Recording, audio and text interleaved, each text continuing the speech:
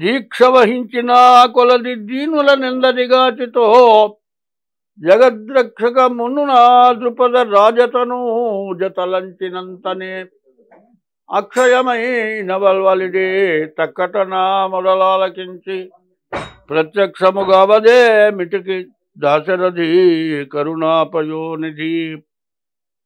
దీక్ష పట్టుకొని రెండో పని చేయకుండా నిన్ను ప్రార్థిస్తున్నాను.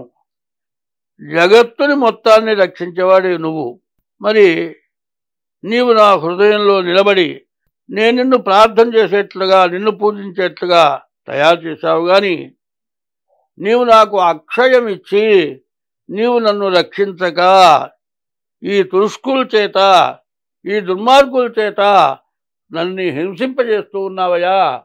నాకు ఈ బాధలు ఎప్పుడు తొలగ చేస్తావు అని రామదాసు గారు రాముణ్ణి ప్రార్థిస్తున్నట్టుగా ఈ పద్యం చెప్పారు. 2024వ తారీఖు మే నెల 30వ తారీఖు గురువారం. సూర్యోదయం 5:30, సూర్యాస్తమయం సాయంత్రం 6:31. ఇది ఇంగ్లీష్ సంవత్సరం.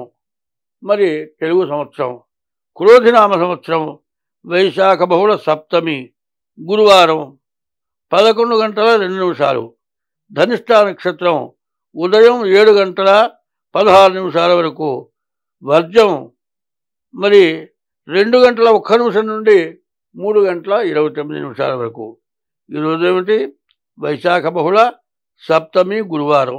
ఈ గురువారం రోజు గురువుని పూజించడానికి చాలా విశేషమైన రోజు. శ్రవణ ధనిష్టార్థం మకరం. ఈ మకర రాశి శనికి అధిపతి అయిన రోజు. శనిని పూజించడానికి చాలా మంచి రోజు.